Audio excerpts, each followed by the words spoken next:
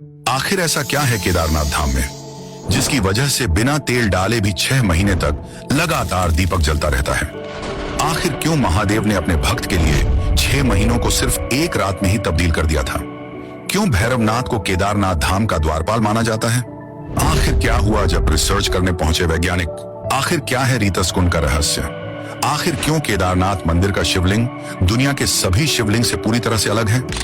आखिर क्या रहस्य छिपा हुआ है इस शिवलिंग में? आखिर इस शिवलिंग का नेपाल की पशुपतिनाथ मंदिर की शिवलिंग से क्या संबंध है? क्या हुआ जब एक साधु दीपक के रहस्य को जानने के लिए चुपके से मंदिर के अंदर घुस गया?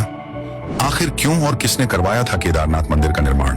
दोस्तों, आज की इस वीडियो में हम आपको बाबा केदारनाथ के 10 अनसुने रहस्यमय चमत्कारों के बारे में बताने जा रहे हैं, जिनके बारे में जानने के बाद आप भी एक बार जरूर बाबा केदारनाथ के दर्शन करने के लिए जाना चाहेंगे।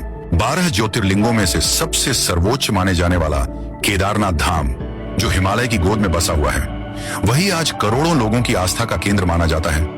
कई हजार फुट की ऊंचाई वाले 3 पहाड़ों के बीच बसे हुए केदारनाथ धाम में 5 नदियां मंदाकिनी, क्षीरगंगा, स्वर्ण, गौरी, मधु, गंगा और सरस्वती का महासंगम भी देखने को मिलता है। यहाँ हर साल लाखों श्रद्धालु महादेव के दर्शन करने आते हैं और इस स्थान की अलौकिकता से मंत्रमुग्ध हो जाते हैं। इस प्रसिद्ध तीर्थ के बारे में कहा जाता है कि यहाँ आने वाले प्रत्येक मनुष्य को स्वर्ग जैसी अनुभूति होती है। स्वर्ग कहिए या महादेव का मंदिर, बात एक ही माना जाता है। लेकिन क्या आपको पता है केदारनाथ धाम से जुड़ी कई पौराणिक कथाएं प्रचलित हैं, जिनसे यह पता चलता है कि केदारनाथ धाम कोई सामान्य धाम नहीं है। लेकिन दोस्तों, ऐसा बताया जाता है कि आने वाले समय में केदारनाथ धाम विलुप्त हो जाएगा और इसका जिक्र भी हमारे धार्मिक ग्रंथों में भी किया गया है। यहाँ सवाल ये उठता है कि आखिर महादेव का गढ़ कहाँ जाने वाला है और केदारनाथ कैसे विलुप्त हो सकता है? आखिर ऐसी कौन सी घटना घटने वाली है जिसके चलते केदारनाथ धाम हमेशा हमेशा के लिए धरती से विलुप्त हो जाएगा? इन सभी के बारे में आज हम आपको इस वीडियो में विस्तार से बताने जा रहे हैं। साथ ही इस मंदिर के कई ऐसे रहस्य हैं जिनके बारे में शायद ही कोई जानता होगा, उनसे भी आज हम आपको रूबरू करवाने वाले हैं। इसलिए दोस्तों, ये वीडियो काफी इंटरेस्टिंग होने वाली है। अगर आप एक सच्चे सनातन प्रेमी हैं तो एक बार इस वीडियो को अंत तक जरूर देखना। नंबर 1, मंदिर में इस्तेमाल किए गए पत्थरों का रहस्य। दोस्तों, केदारनाथ धाम मंदिर में इस्तेमाल किए गए पत्थर आज भी श्रद्धालुओं और वैज्ञानिक के लिए रहस्य बने हुए हैं। केदारनाथ मंदिर भूरे रंग के विशाल पत्थरों और विशालकाय शिलाखंडों को जोड़कर बनाया गया है। हैरानी की बात तो यह है कि इस मंदिर में इस्तेमाल किए गए पत्थर केदारनाथ धाम के आसपास की जगह पर दूर दूर तक कहीं पर भी मौजूद ही नहीं है। साथ ही केदारनाथ धाम तकरीबन 22,000 फीट की ऊंचाई पर मौजूद है। ऐसे में सवाल ये उठता है कि जिस समय इस मंदिर का निर्माण किया गया था, उस समय इतनी एडवांस टेक्नोलॉजी भी नहीं थी जिसकी मदद से इतने भारी पत्थरों को इतनी ऊंचाई तक पहुंचाया जा सकता था। ऐसे में लोगों का मानना है कि केदारनाथ मंदिर का निर्माण करना किसी मानव की कल्पना से तो परे है। इस मंदिर का निर्माण जरूर किसी दिव्य शक्ति ने ही किया होगा। नंबर 2, 400 सालों तक बर्फ के नीचे दबा रहा था यह मंदिर। केदारनाथ मंदिर उत्तराखंड की हिमालय श्रृंखला में स्थित है और इसने अपने लंबे इतिहास में कई प्राकृतिक आपदाओं को देखा है। ऐसी ही एक घटना लगभग 4 शताब्दी पहले ही युग में हुई थी, जब केदारनाथ मंदिर लगभग 400 वर्षों तक बर्फ के नीचे दबा हुआ था। ऐसा कहा जाता है कि इस दौरान भारी बर्फबारी के कारण मंदिर दिखना बंद हो गया था, जिसकी वजह से श्रद्धालु मंदिर के दर्शन करने में असमर्थ थे। लेकिन मंदिर को 20वीं शताब्दी की शुरुआत में रिसर्च टीम की मदद से खोजा गया था, जिन्होंने बर्फ को साफ किया। जब मंदिर से पूरी बर्फ को हटाया गया तो एक समय के लिए रिसर्च टीम भी दंग रह गई थी, क्योंकि इतने सालों तक बर्फ में दबे रहने के बावजूद भी इस मंदिर को एक खरोच तक नहीं आई थी। ये मंदिर अपनी पहले की स्थिति में ही बरकरार था। इतने वर्षों तक बर्फ के नीचे दबे रहने के बाद भी केदारनाथ मंदिर की खोज ने पूरे भारत के लोगों में उत्साह पैदा कर दिया। खासकर हिंदू भक्तों ने इसे एक चमत्कार मानने लगे। नंबर 3, भीमशिला खंड का रहस्य। मंदाकिनी नदी के किनारे बसे केदारनाथ मंदिर का 2013 में आई प्रलय के बाद बचना किसी चमत्कार से कम नहीं है। इस विनाश में सब कुछ खत्म हो गया था। सन 2013 में प्रकृति ने अपना इतना भयानक रौद्र रूप दिखाया था, जिससे न सिर्फ उत्तराखंड बल्कि पूरे भारत को रुलाकर रख दिया था। ये बात किसी से भी छुपी नहीं कि 2013 में कितनी भयानक आपदा आई थी। बाबा केदारनाथ के दर्शन के लिए न जाने कहां कहां से दर्शन के लिए लोग आए थे, लेकिन इस प्रलय ने 6000 से भी ज्यादा जिंदगियों को तबाह कर दिया था और घायलों की संख्या तो पूछिए ही मत। उस वक्त ऐसा लग रहा था मानो मंदाकिनी नदी सब कुछ अपने साथ बहा ले जाने के लिए आतुर हो। लेकिन फिर कुछ ऐसा हुआ जिसमें स्वयं महाकाल ने अपनी उपस्थिति का मनुष्य को एहसास कराया।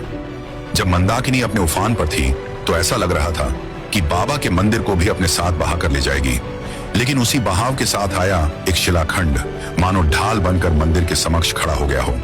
यह विशालकाय शिलाखंड पानी के साथ रोल होते हुए आया और मंदिर से सिर्फ 10 मीटर दूर पहुंचने के बाद अचानक से रुक गया, जिसकी वजह से पानी का तेज बहाव मंदिर को छोड़कर मंदिर के दोनों तरफ से बहने लगा।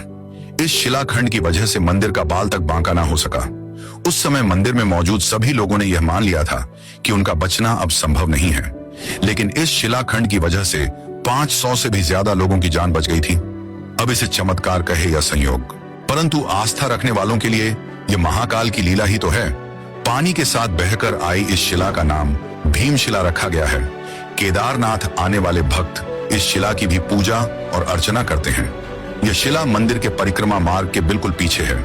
जब वैज्ञानिक इस भीमशिला पर रिसर्च करने के लिए निकले तो उन्होंने आधुनिक यंत्रों द्वारा इस भीमशिला को हिलाने की बहुत कोशिश की, लेकिन वैज्ञानिक इस भीमशिला को टस से मस्तक नहीं कर पाए। इस शिला पर रिसर्च करने के बाद यह पता चला कि यह विशालकाय शिला लगभग 5000 साल से भी अधिक पुरानी है। अब बहुत से लोग ये बोलेंगे कि जिस तरह से इस भीमशिला के चमत्कार की वजह से 500 लोगों की जान बच गई, उसी तरह से महादेव ने अन्य और लोगों की भी जान को क्यों नहीं बचाया? तो इसका जवाब ये है कि लोग बाबा के दर्शन करने कम और घूमने फिरने और अपने मनोरंजन के लिए ज्यादा आते हैं।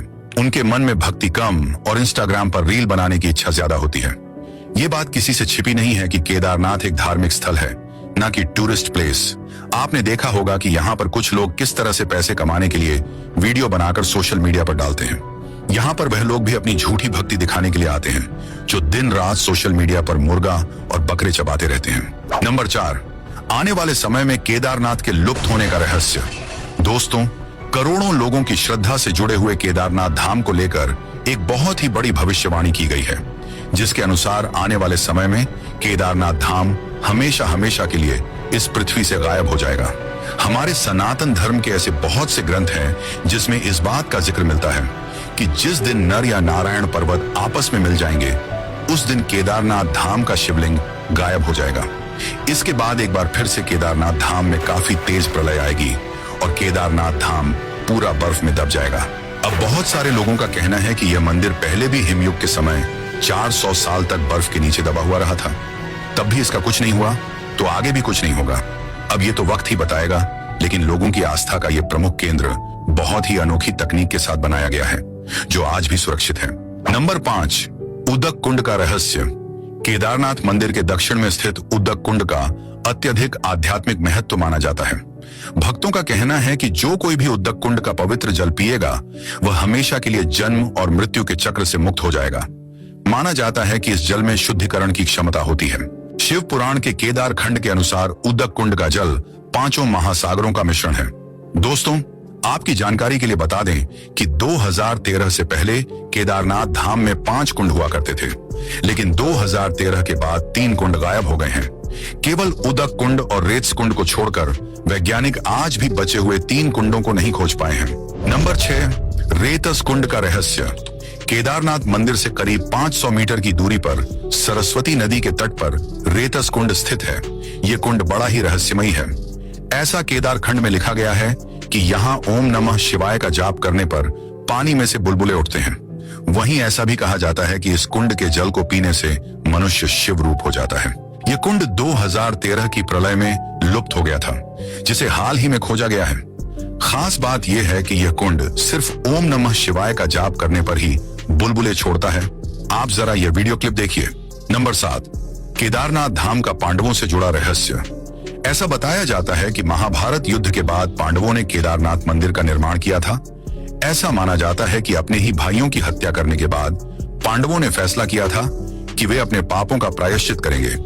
इसके लिए वे केदारनाथ धाम पहुंचे, जहां भगवान शिव से क्षमा मांगने के लिए सभी पांडव उन्हें खोजने लगे, लेकिन भगवान शिव उन्हें माफ नहीं करना चाहते थे। इसीलिए वह बैल के रूप में छिप गए।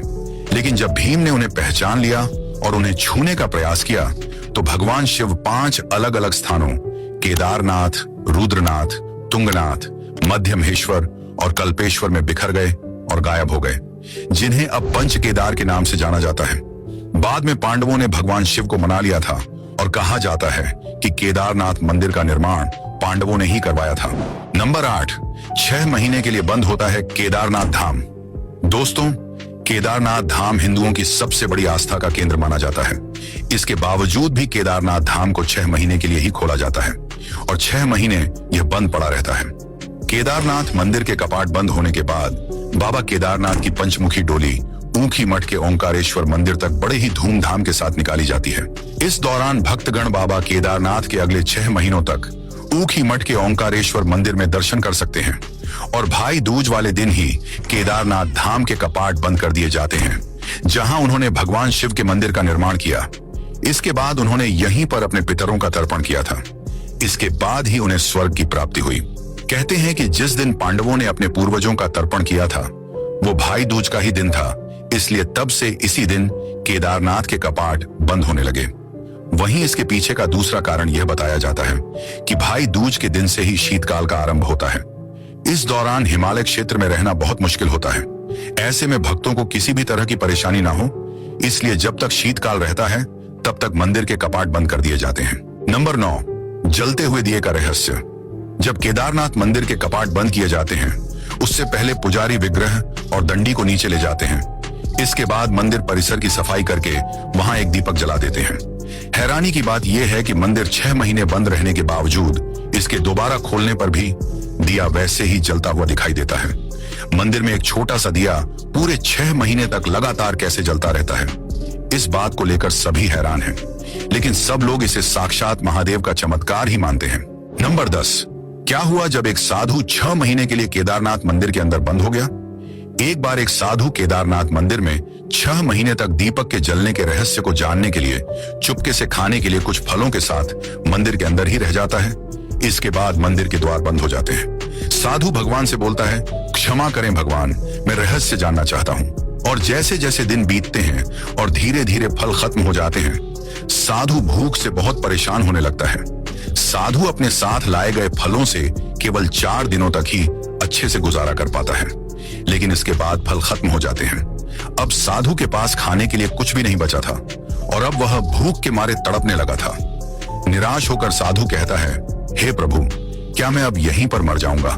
थक हार कर फिर साधु की नींद लग जाती है, लेकिन जब साधु उठा तो उसे कुछ ऐसा दिखा जिसे देखकर उसके होश उड़ गए।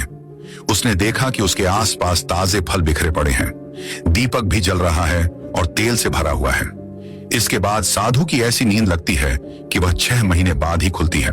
6 महीने बीत जाते हैं और फिर मंदिर के द्वार खुलते हैं। तब लोग हैरान होकर बोलते हैं, ये साधु कौन है। साधु कमजोर आवाज में बोलता है, मैंने भगवान का चमत्कार देखा है। सीसीटीवी कैमरा की फुटेज देखने पर पता चलता है कि कोई अदृश्य शक्ति फल लाती थी और दीपक में तेल डालती थी। तो दोस्तों, ये थे केदारनाथ मंदिर से जुड़े हुए कुछ अनोखे रहस्य, जिनके बारे में आज आपको इस वीडियो में जानने को मिले। उम्मीद करते हैं आपको यह वीडियो पसंद आई होगी। हमारा आपसे अनुरोध है कि आप इस वीडियो को अपने परिवारों के साथ देखिए, जिससे सभी को केदारनाथ से जुड़े रहस्य जानने को मिले। कुछ भी कहो, लेकिन केदारनाथ धाम में स्वयं महादेव विराजमान है। इस बात को हर साल वहां जाने वाले लाखों श्रद्धालु मानते हैं।